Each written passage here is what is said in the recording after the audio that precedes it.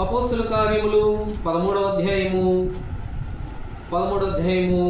1 నుండి 4 వచనాల వరకు అందరం కలిసి చదువుకుంటాం. 1 నుంచి 4 వచనాల వరకు అందరము కలిసి చదువుకుంటాం. అంతియొకయలో ఉన్న సంఘములో బర్నబా, నిగేర్ అనబడిన సిమియోనును, కురేనీయుడైన లూకియా, చతురాధిపతి అయిన హేరోదు కూడా పెంచబడిన మనయేను, సౌలు అను ప్రవక్తలను బోధకులుగా ఉండిరి.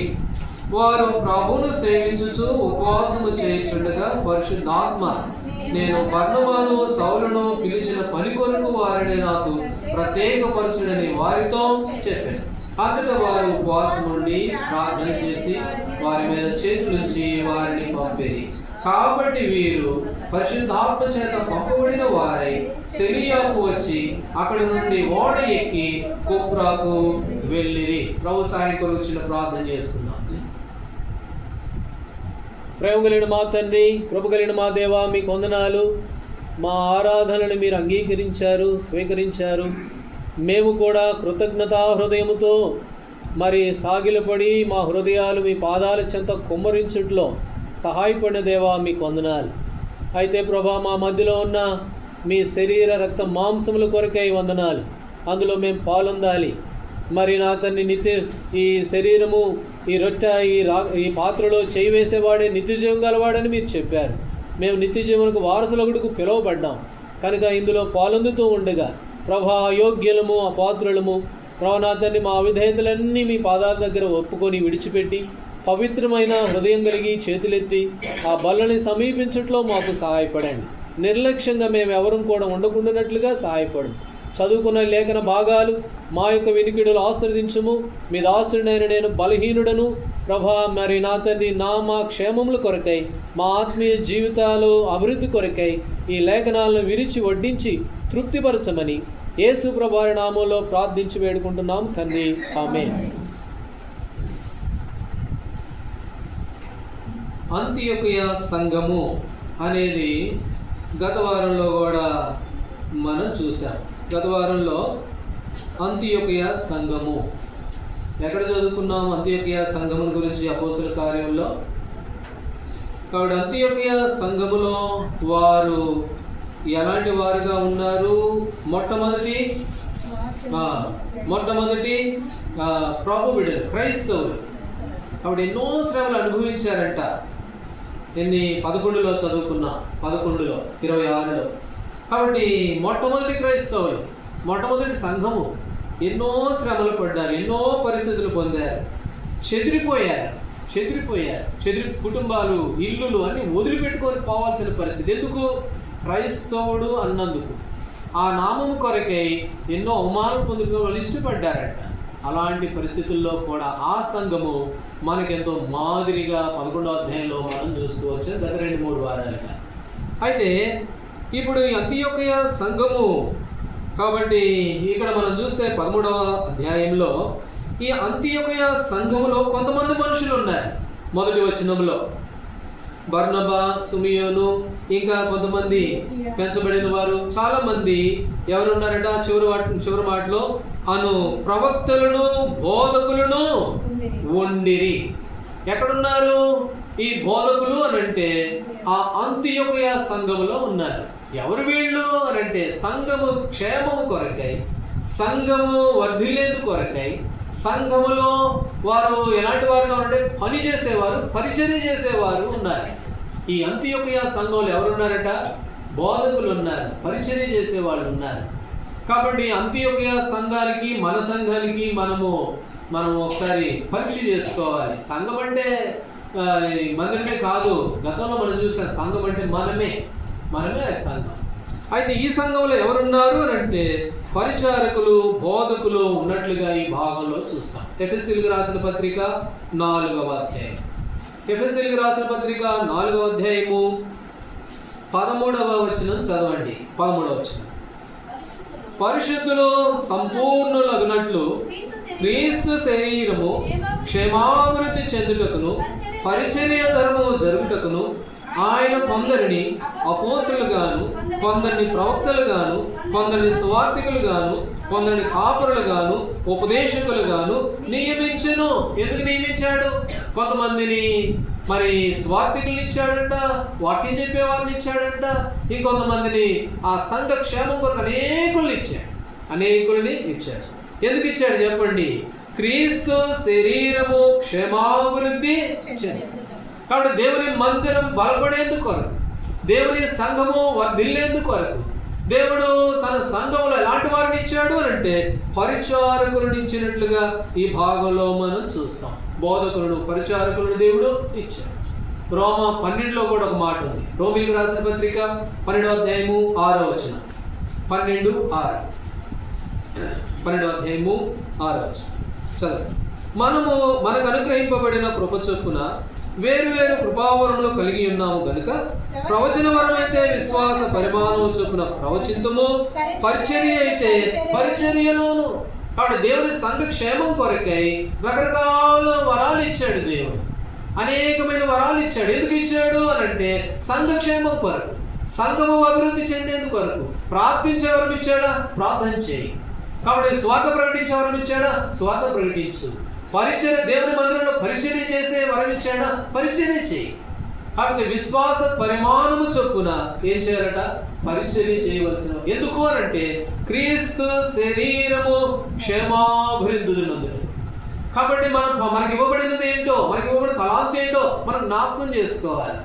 పౌలు అన్నాడు కొరింథీయులకు రాసిన మొదటి పత్రిక 14వ అధ్యాయంలో. కొరింథీయులకు రాసిన మొదటి పత్రిక 14వ అధ్యాయం మొదటి వచనం చదవండి.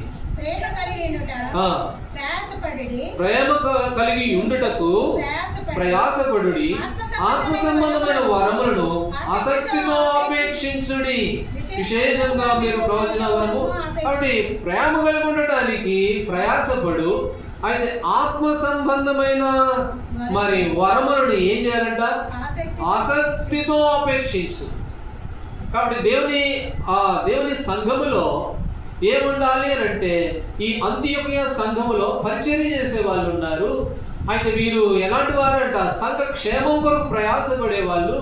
అయితే ప్రభుబిడలుగా మన జీవితాలు ఏమున్నారంటే ఆత్మ సంబంధమైన వరాలని ఏం చేయాలట? ఆసక్తితో అపేక్షించాలి. ఆసక్తితో మనము వాటిని అపేక్షించే వారంగా ఉండాలి.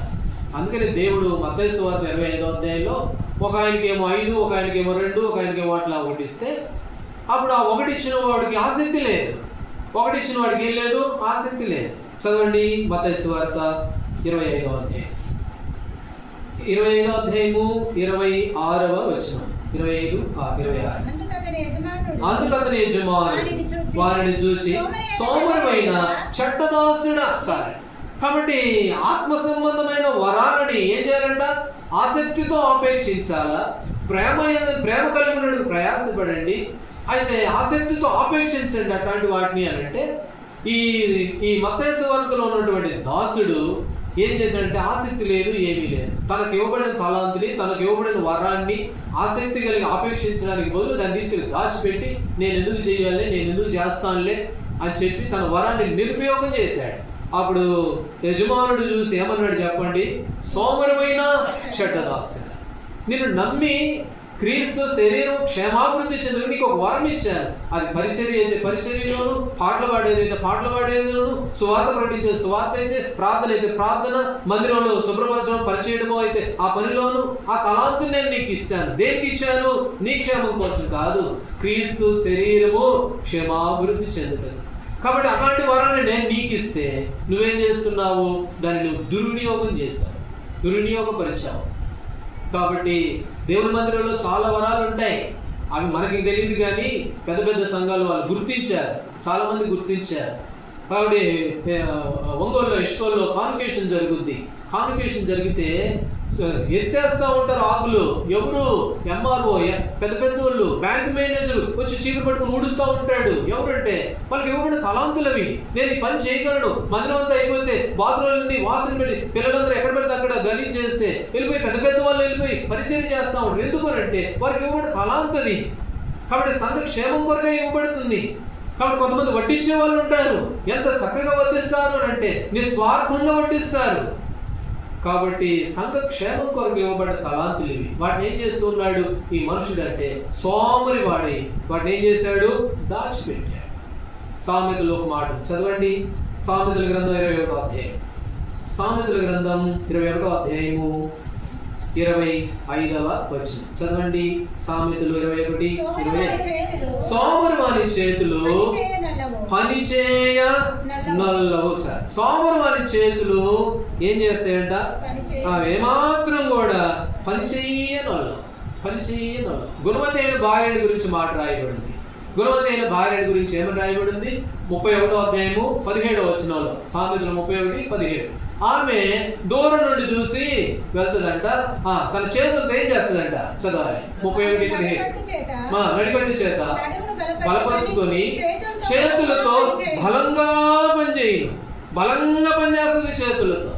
అయితే సోమరివాని చేతులు ఏం చేస్తాయంట, అవి పని చేయని వాళ్ళు పని చేయవు. అందుకనే వాడిని చూసి ఏమన్నాడు, సోమరివైన చెడ్డదాసు. నువ్వు ఎవరివి అంటే, నీకు ఇవ్వబట్టి నీకు చేతులు ఇచ్చా, కాళ్ళు ఇచ్చా, సంఘ క్షేమం కొరకే దేవుని మందిరంలో పరిచర్యను అప్పగిస్తే ఆయన నువ్వేం చేస్తున్నావు అంటే, సోమరుని చెడ్డదాసు, వాళ్ళు నీ చేతులు పని చేయని నల్లవు అని. కాబట్టి ప్రభుబిడలంగా అంతియోకియ సంఘంలో అలాంటి వారు లేరు. ఎట్లాంటి వాళ్ళు ఉన్నారు, పరిచర్య చేసేవాళ్ళు, బోధకులు ఉన్నారు, బర్నబా ఉన్నాడు, నిగేర్ అనబడిన వారు ఉన్నారు, ఇంకా ఎంతో మంది, చాలా మంది ఉన్నారు ఆ సంఘంలో, అంతియోకియ సంఘంలో. కాబట్టి నువ్వు ఉన్న సంఘంలో నువ్వు నేను, మన సంగతి ఎట్లా ఉంది, పరిచయ దేవుడి ఇచ్చిన కృపావరాన్ని ఎలా వినియోగిస్తూ ఉన్నాం, సంఘ క్షేమం కొరకు పాటుపడుతూ ఉన్నామా? అయితే కొన్నిసార్లు కొన్ని ఇవ్వబడిన తలాంతులు ఏం చేస్తామంటే, మన సొంతానికి వినియోగించుకుంటా ఉంటాం, సొంతానికి వినియోగించుకుంటా ఉంటాం, స్వలాభం కొరకు వినియోగించుకుంటా ఉంటాం.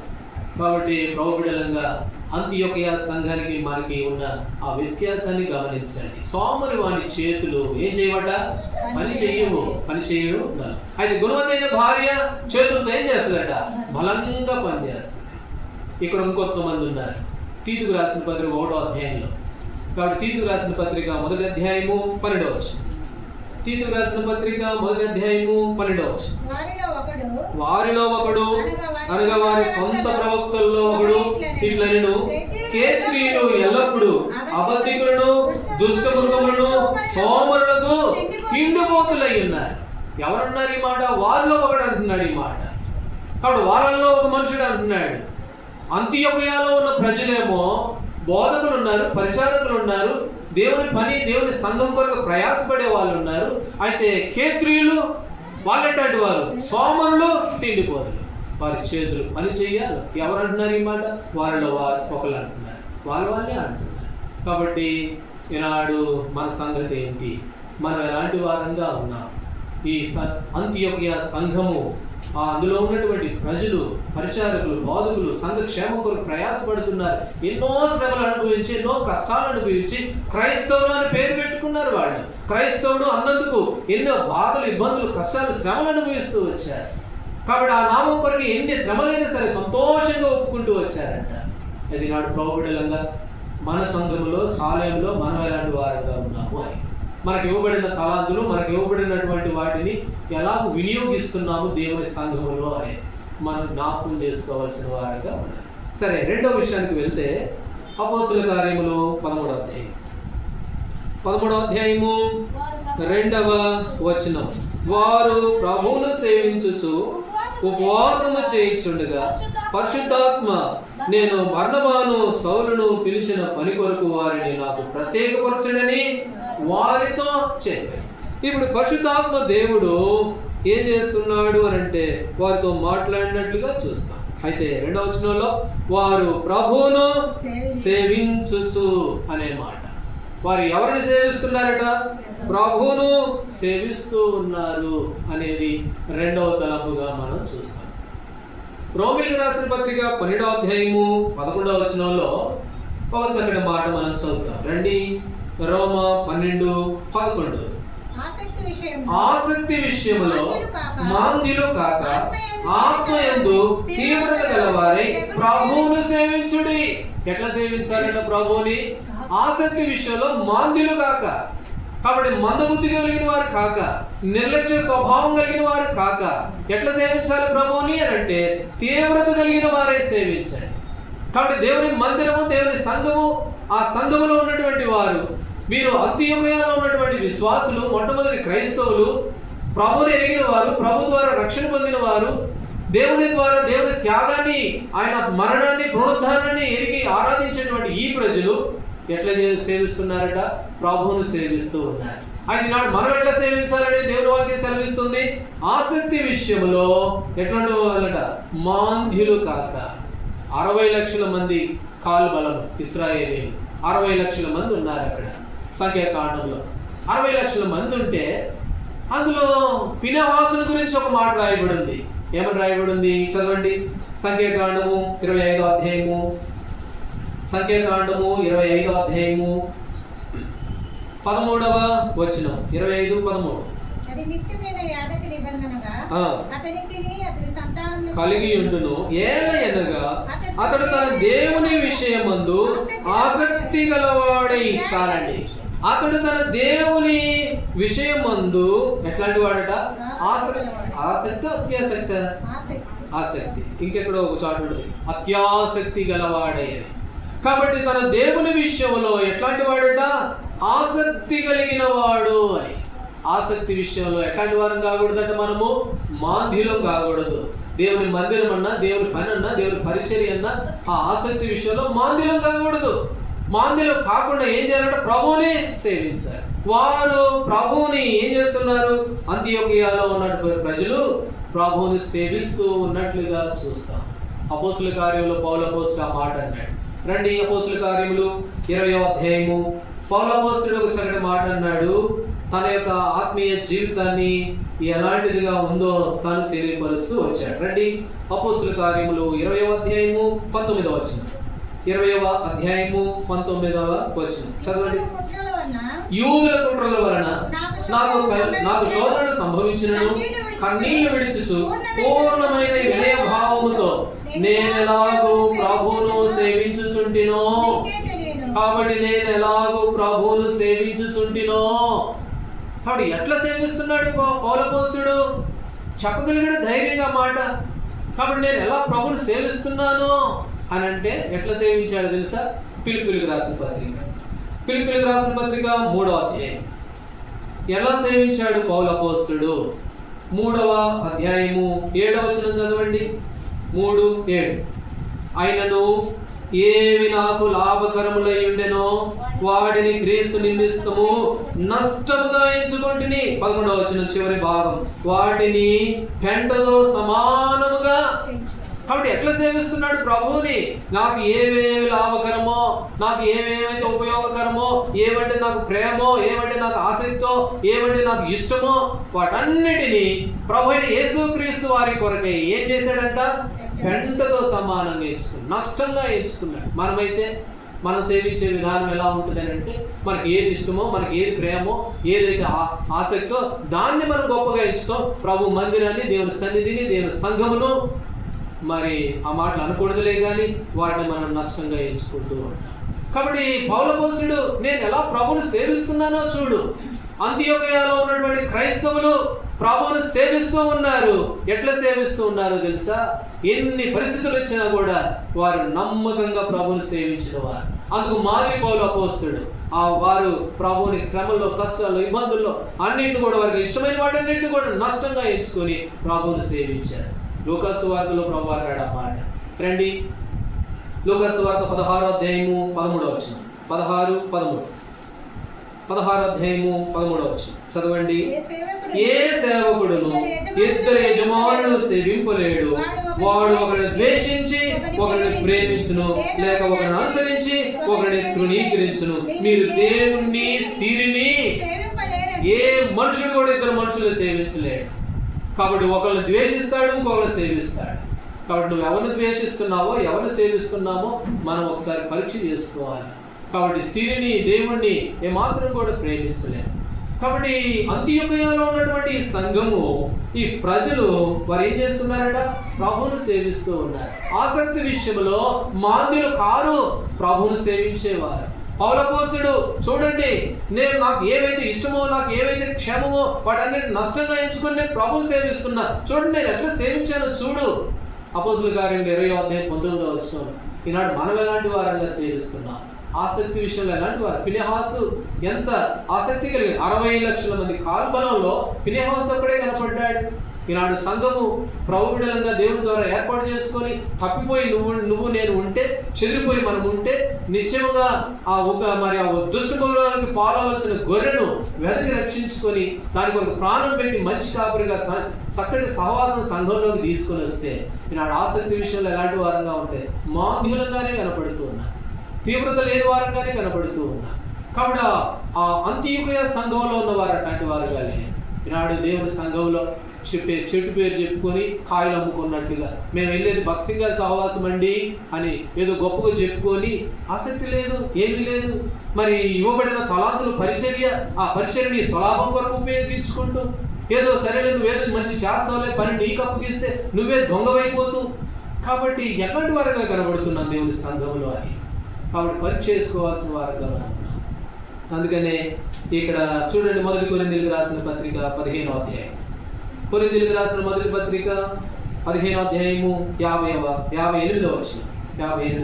కాగా నా ప్రియ సహోదరులారా, మీ ప్రయాసము ప్రభునందు వ్యర్థము కానేరదని ఎరిగి స్థిరులను కదలని వారును ప్రభు కార్యాలను ఎప్పటికీ ఆసక్తులై ఉండుడి. ఎప్పటికీ ఎట్లాంటి వారుగా ఉంటారంట? ఆసక్తి కదలని వారుగా, స్థిరులంగా, ఎప్పటికీ ఆసక్తులై ఉండుడి. కొరింథీయులకు రాసిన 2వ పత్రికలో ఇంకో మాట కూడా చదవండి. 2వ పత్రిక 2వ అధ్యాయం చివరి భాగం. 2వ అధ్యాయము చివరి భాగం. మాసిదోనియా వారి ఎదుట ఆశ్చర్యపడుచున్నాను, మీ ఆసక్తిని చూచి అనేకులు ఏం చేశారట? 2వ కొరింథీ 9 2వ వచనం చివరి భాగం. మీ ఆసక్తిని చూసి అనేకులు ప్రేరేపించబడిరి. కాబట్టి ఆ విశ్వాసులు, ప్రభు ఎరిగిన వారు, ఆరంభంలో ఉన్న క్రైస్తవులు, దేవుని ఎరిగిన వారు వారి విశ్వాసాన్ని చూసి చాలా మంది అంట ప్రేరేపించబడుతూ ఉన్నారంట. అయితే తీతుకు రాసిన పత్రికలో ఇందాక మాట చదువుకున్నాం కదా, ఒకడు అంటున్నాడు, ఏమన్నాడు? వాళ్ళంటి సోమరులండి, వాళ్ళంటి తిండిపోతులండి, వాళ్ళు దుష్టమృగములండి అని చెబుతున్నారు. ఎవరు? వారిలో ఒకడు అంటున్నాడు అన్నమాట. అయితే ఇక్కడే చూస్తే వీళ్ళ ఆసక్తిని చూసి చాలా మంది ప్రేరేపించబడుతూ ఉన్నారు. నిజంగా ఈనాడు మనల్ని చూసి చాలా మంది అలా చెప్పగలుగుతూ ఉన్నారా అని, మన ఆసక్తిని చూసి మిగిలిన వారికి మాదిరికరంగా ఉన్నామా? మిగిలిన వారిని మనకు ప్రోత్సాహకరంగా ఉన్నామా? అది మనం జ్ఞాపకం చేసుకోవాల్సిన వారంగా ఉన్నాం. రెండవది, ఈ అంత్యోకయ సంఘము ఎలాంటిదిగా ఉంది అని అంటే, వారు ప్రభువుని నమ్మకంగా సేవించేటువంటి ప్రజలు అనేది 2వ భాగంలో మనం చూస్తాం. సరే, 3వ విషయానికి వెళ్దాం. రండి, అపోస్తుల కార్యములు 13వ అధ్యాయము 2వ వచనం మరలా చదవండి. 2వ వచనం. వారు ప్రభువును సేవించుచు ఉపవాసము చేయించుండగా పరిశుద్ధాత్మ, నేను బర్నబాను సౌలును పిలిచిన పని కొరకు వారిని నాకు ప్రత్యేకపరచుడని వారితో చెప్పాను. ఇప్పుడు పరిశుద్ధాత్మ దేవుడు వారితో చెప్పాడు. ఏమని చెప్పాడు అని అంటే, కాబట్టి నాకు వారిని ప్రత్యేకపరచు అని ఆ పరిశుద్ధాత్మ దేవుడు అంత్యోకయలో ఉన్నటువంటి ప్రజలకి ఒక పని అప్పగించాడు. అంత్యోకయలో ఉన్నటువంటి విశ్వాసులకు పని అప్పగించబడ్డది. వారు పని చేసేవారుగా కనబడుతున్నారు. 3వదిగా వారికి పరిశుద్ధాత్మ దేవుడు చెప్పాడు, పోండి వాళ్ళు నా కోసం ప్రత్యేకపరచండి అని వారితో చెప్పినప్పుడు వారు అలాంటి పని కలిగినటువంటి మనుషులు. పాత నిబంధనలో యెహోషువ గ్రంథంలో ఒక ఆమె ఉంది.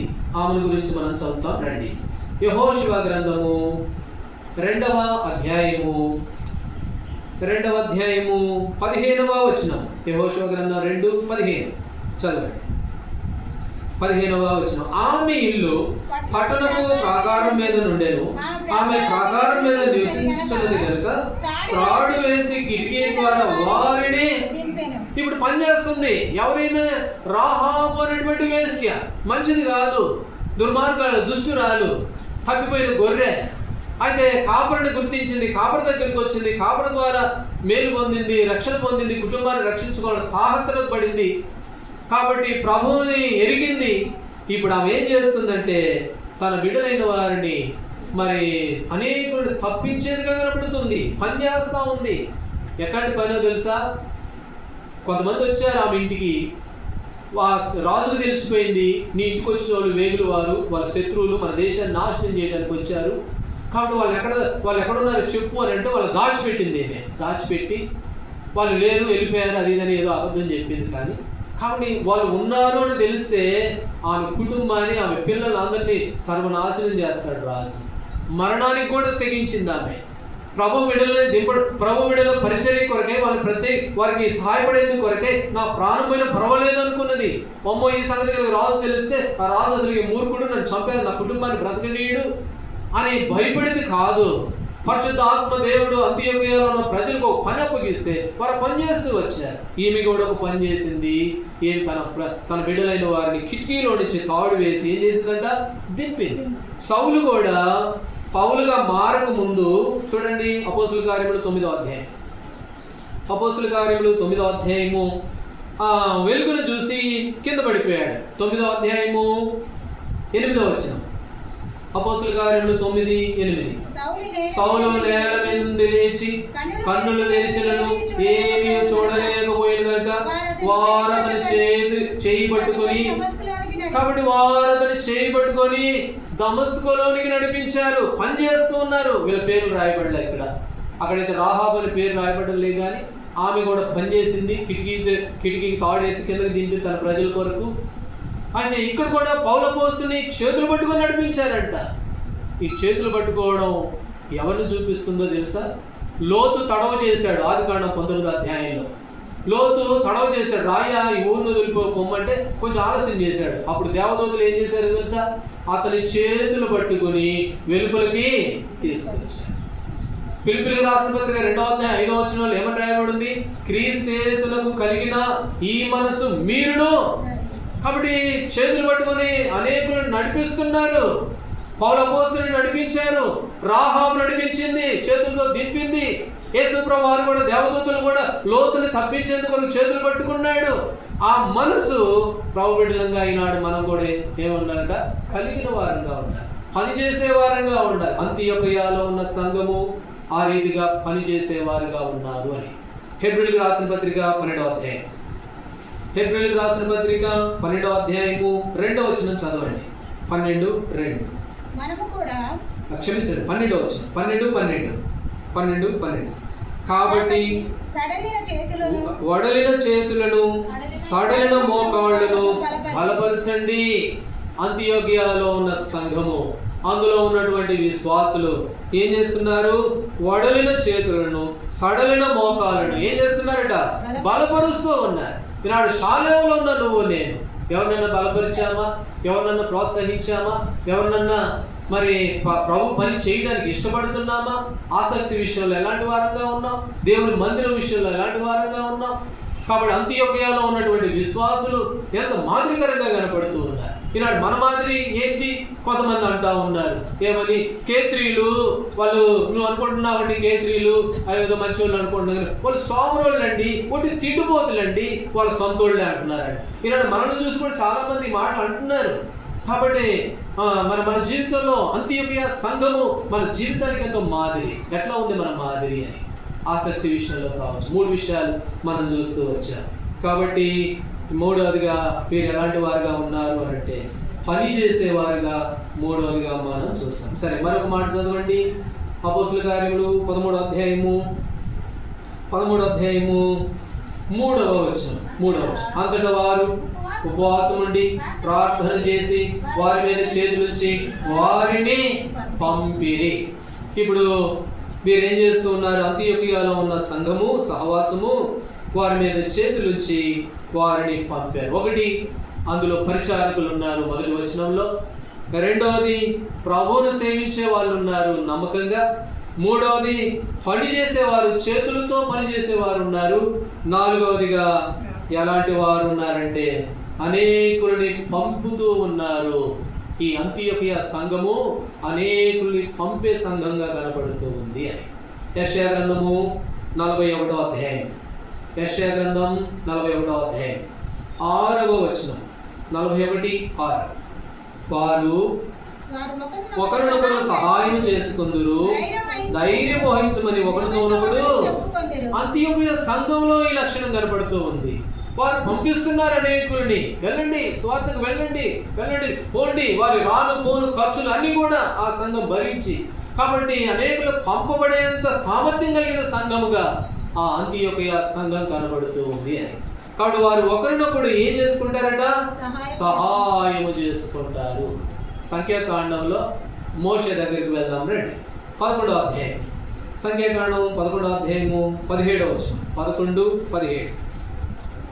11వ అధ్యాయం 17వ వచనం. నేను దిగి అక్కడ నీతో మాట్లాడేదను, మరియు నీ మీద వచ్చిన ఆత్మలో పాలు వారి మీద ఉంచెదను. ఈ జనుల భారమును నీ ఒంటిగా మోయకుండు నట్లు ఒక పాలు నీతో కూడా మరి నీ మీదకి ఆత్మ వచ్చింది కదా, నిన్ను నేను బలపరిచాను కదా, నిన్నే కాదు వాళ్ళని కూడా నేను బలపరుస్తాను. అయితే నీవు ఒంటిగా మోయకుండునట్లు, వారిని కూడా వారు కూడా నీతో కూడా వారు ఏం చేయాలట? భరించాలి. కాబట్టి నువ్వు ఒకడే మోయలేవు, ఒకడే చేయలేవు. కాబట్టి వారు కూడా నీతో పాటు భరించాలి. సంఖ్యాకాండం, నిర్గమాకాండము 18వ అధ్యాయము 22వ వచనం. నిర్గమాకాండము 18వ అధ్యాయము 22వ వచనం. 18:22. ఎల్లప్పుడూ ప్రజలకు న్యాయము తీర్చవలను. అయితే గొప్ప వ్యాజ్యములన్నిటినీ నీ ఎదుగు తేవలను, ప్రతి అల్ప విషయమును వారే తీర్చవచ్చును. అట్లు వారు నీతో కూడా ఈ భారమును మోసిన ఎడల నీకు సులువుగా ఉండను. కాబట్టి వారి మీద కూడా ఆత్మను పంపిస్తూ వారిని కూడా నేను బలపరుస్తున్నాను, వారిని కూడా ఏర్పాటు చేసుకున్నాను, వారిని కూడా నేను వారిని కనుగొన్నాను. అయితే వారు కూడా నీతో పాటు ఏం చేస్తారట? భారం భరిస్తారు. అప్పుడు నీకు ఎలాగ ఉంటుంది? సులువుగా ఉంటుంది. అంతియోకయ సంఘము భారాన్ని భరించే సంఘము, పరిచారకుల్ని, బోధకుల్ని, పనిచేసే వారిని పంపిస్తూ ఉంది. అపోస్తుల కార్యములు 13:3లో వారిని పంపిరి అనే మాట చూస్తాం. పుట్టింటికి పంపించిన వాళ్ళు కాదు, భారము భరించేశారు. కాబట్టి ఈనాడు ప్రభుబిడలంగా మనం ఎలాంటి వారంగా ఉన్నాం? భారము, బాధ్యత భరించే వారంగా, ఆసక్తి కలిగిన వారంగా, ప్రభు విషయంలో నమ్మకంగా పరిచయం చేసే వారంగా ఎలాంటి వారంగా ఉన్నాము అనేది మనం జ్ఞాపకం చేసుకోవాలి. ఆరాధన చేసేటప్పుడు అన్న, ప్రభా నీవు నన్ను బ్రతికించావు, ప్రభా నీవు నన్ను కాపాడావు, ప్రభా ఏమి ఇవ్వగలను ప్రభా అని ఆరాధన చేస్తూ వచ్చాం కదా. అయితే అది ఒట్టి మాటలతోనే కాదు, ప్రభు బిడ్డలంగా అంతియోకయ సంఘము ఆరాధిస్తుంది. ఆ ప్రకారం జీవించేవారుగా ఈనాడు మనం ఎలాంటి వారంగా ఉన్నామో మనం పరీక్ష చేసుకోవాల్సిన వారంగా ఉన్నాం. 2వ కొరింథీయులకు రాసిన పత్రిక 8వ అధ్యాయం. కొరింథీయులకు రాసిన 2వ పత్రిక 8వ అధ్యాయము 11-12 వచనాలు చదవండి. 11-12. తలపెట్టుటకు సిద్ధమైన మనసు మీలో ఎలాగో కలిగినో అలాగే మీ కలిమి కొలది సంపూర్తి అయినట్లు మీరు ఆ కార్యము ఇప్పుడే నెరవేర్చుడి. మొదట సిద్ధమైన మనసు కలిగి ఉంటే శక్తికి మించి కాదు కానీ కలిమి కొలది ఇచ్చినది. కాబట్టి అది ఇప్పుడే మొదలుపెట్టు. అయితే శక్తికి మించింది కాదు, ఇచ్చినది ఏమవుతుందట? ప్రీతికరం. మార్కు సువార్త 1వ అధ్యాయం 38వ వచనంలో చాలా మంది కానుకలు వేస్తూ ఉంటే ప్రభు చూస్తూ ఉన్నాడు. అప్పుడు అన్నాడు, మగో ఇప్పుడు ఒక ఆమె వచ్చింది చూడు, ఆమె విధవరాలు. ఏం లేదు, ఆమె పేద విధవరాలు అని రాయబడింది ఆ మాట. అయితే వీళ్ళందరికంటే ఎక్కువ వేసింది ఆమె అని ప్రభు అన్నాడు. ఏంటి అని అంటే కలిమి కొలది ఇచ్చినదే ఏమవుతుందట? ఇంకో మాట చదవండి. కొరింథీయులకు రాసిన అదే 2వ పత్రిక 9వ అధ్యాయం 7వ వచనం. 9:7. 2వ కొరింథీ 9:7. సనుకొనకయు బలవంతంగా కాకయు ప్రతి వాడును నిశ్చయించుకున్న ప్రకారము ఇయ్యవలను, ఇచ్చి వారిని ప్రేమించును.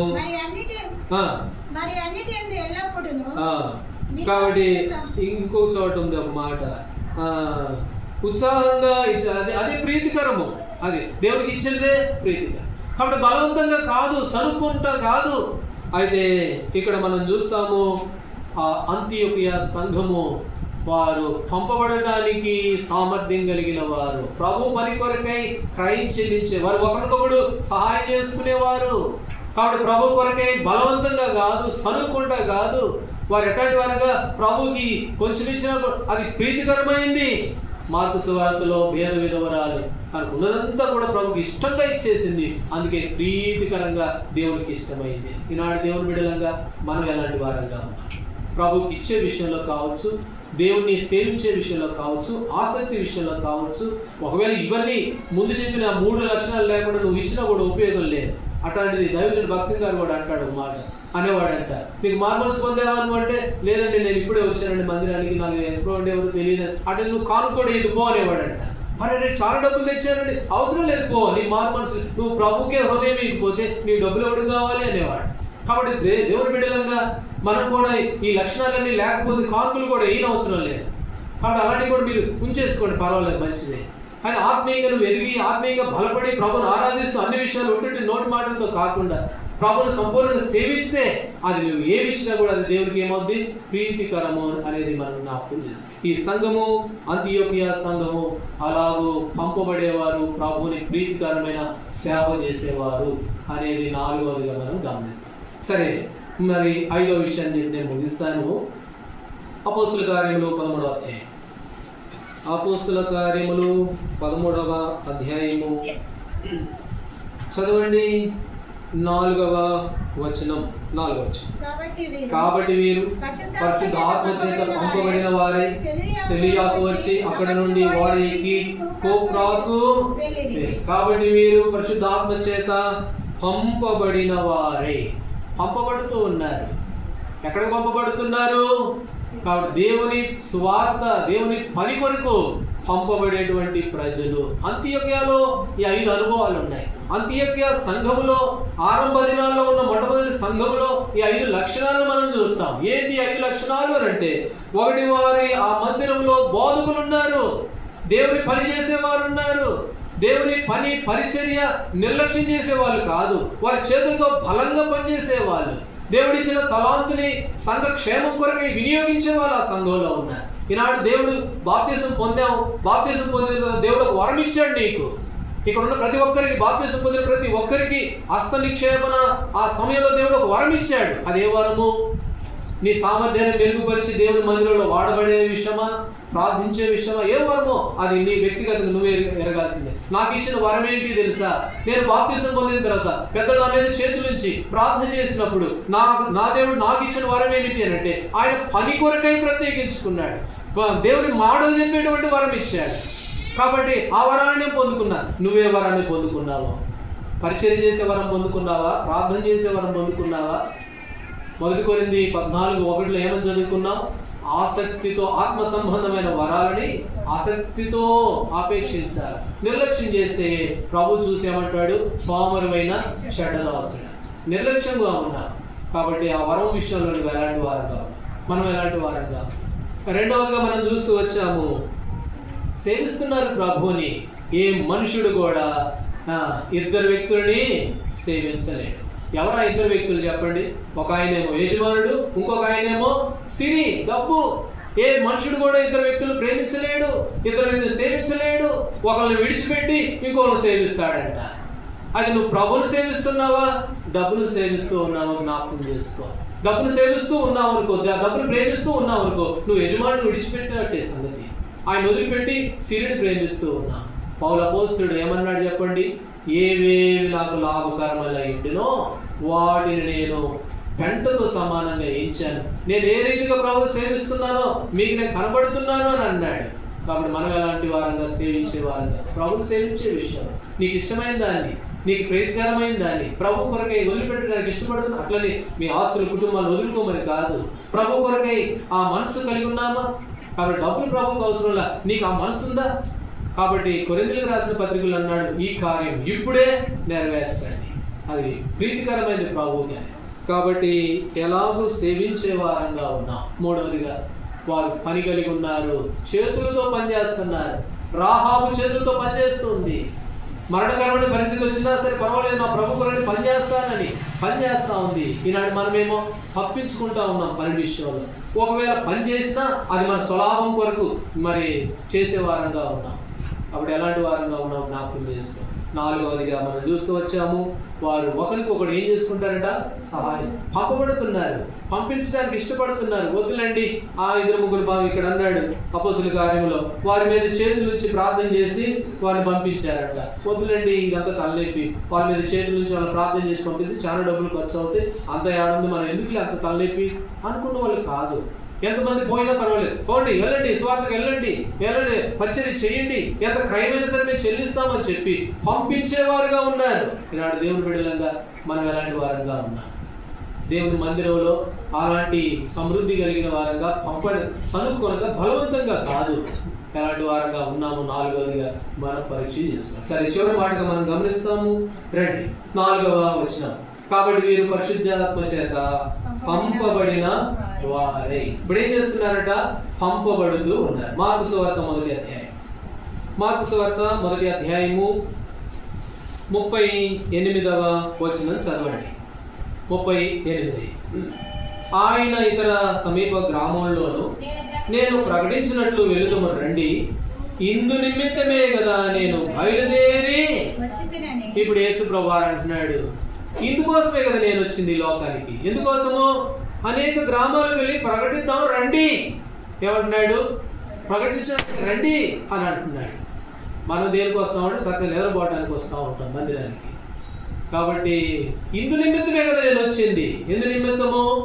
సువార్త ప్రకటించేందుకు కొరకై. అంతియోకియాలో ఉన్నటువంటి సంఘము ఏం చేస్తూ ఉంది అని అంటే అనేకులు పంపిస్తూ ఉంది సువార్త కొరకు. కాబట్టి సువార్త ప్రకటించడానికి ఇష్టపడుతూ ఉన్నారు. ఇందు నిమిత్తమే కదా యేసు ప్రభువారు అన్నాడు, నేను ఇందు నిమిత్తమే కదా ఈ లోకానికి వచ్చింది. కాబట్టి పంపబడే వారంగా ఉన్నామా? సువార్త పరిచర్యలో ఒక మాట చదవండి. యెషయా గ్రంథం 40వ అధ్యాయం. యెషయా గ్రంథం 40వ అధ్యాయము 40వ అధ్యాయం 9వ వచనం. 40వ అధ్యాయము 9వ వచనం చదవండి. సియోను సువార్త ప్రకటించుదానా, ఉన్నత పర్వతం ఎక్కుము, యెరూషలేమా సువార్త ప్రకటించుదానా, బలముగా ప్రకటించుము, భయపడక ప్రకటించుము. కాబట్టి సువార్త ప్రకటించుదానా ఎట్లా చేయాలట? బలంగా ప్రకటించు. అంతియోకియా సంఘము సువార్త కొరకై పంపబడిన వారు ఉన్నారు. అయితే ప్రభు బిడ్డలో ఎలాంటి వారంగా ఉండాలట? బలముగా ప్రకటించు. సువార్త ప్రకటించే వారి పాదములు సుందరములుగా కనపడుతూ ఉన్నాయి. కాబట్టి సువార్త ప్రకటించే వారంగా 5వదిగా మనం కలిగిన వారంగా ఉండాలి. అందుకనే చూడండి, రోమిలికి రాసిన పత్రిక 10వ అధ్యాయం. రోమిలికి రాసిన పత్రిక 10వ అధ్యాయము 14వ వచనం. 10:14. 10వ అధ్యాయం 14వ వచనం. వారు విశ్వసింపవానికి ఎట్లు ప్రార్థన చేయుదురు, వినడమానికి ఎట్లు విశ్వసించురు, ప్రకటించువాడు లేకుండా వారు ఎట్లు విందురు? చాలా మంది వినట్ల, దేవుని వారికి చాలా మంది వినట్ల. ఆయన అంటున్నాడు, ప్రకటించేవారు లేకపోతే వాళ్ళు ఎట్లు వింటారు? యెషయా గ్రంథం 6వ అధ్యాయంలో అన్నాడు, ఎవరిని పంపిస్తాను నేను, ఎవరు వెళ్తారు, నా నిమిత్తం ఎవరు వెళ్తారు అని అంటే, అప్పుడు అక్కడ ఏమన్నాడు చెప్పండి? ప్రభు ఇదిగో నేను ఉన్నాను, నన్ను పంపుము అని నేను అన్నాడంట యెషయా గ్రంథం 6వ అధ్యాయంలో. కాబట్టి పంపబడేందుకు కొరకై, ప్రకటించేందుకు కొరకై మనము సిద్ధమైన వారంగా ఉండాలి.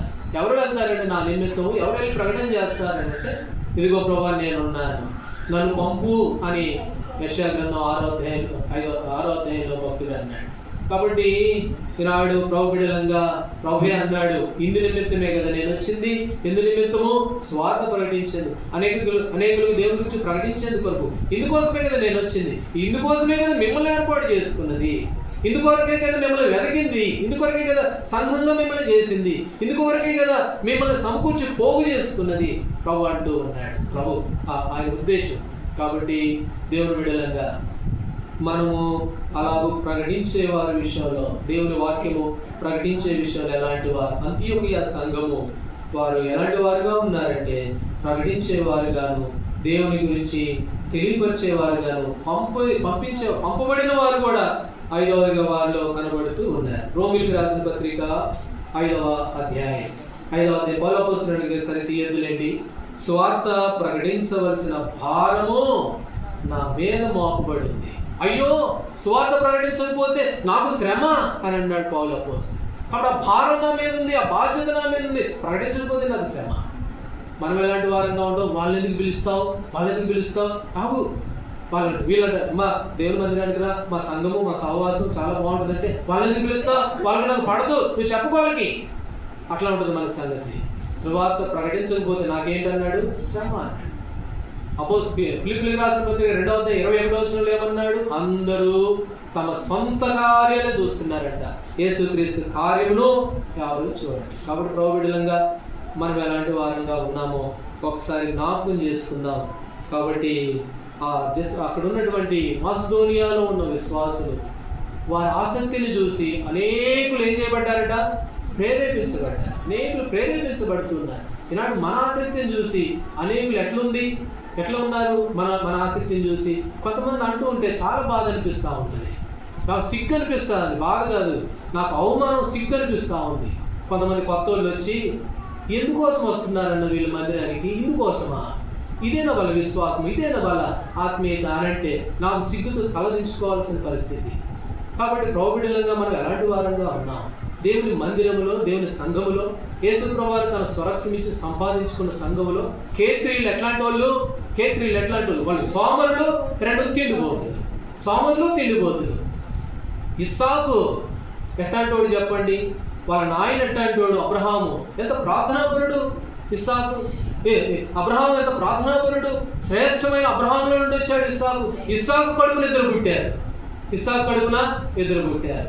ఆ ఇద్దరిలో ఏశావుని గురించి హెబ్రీయులకు రాసిన పత్రికలు ఏమని రాయబడింది తెలుసా? ఏమని రాయబడింది? భ్రష్టుడైనను, వ్యభిచారైనను మీలో ఉంటాడేమో చూసుకోండి. ఎందుకన్నాడు? ఒక్క పూట తిండి కొరకై, ఒక్క పూట కూడి కొరకై తన జ్యేష్ఠత్వాన్ని, తన క్రైస్తవ జీవితాన్ని తాకట్టు పెట్టిన వాడు ఆ మనుషుడు.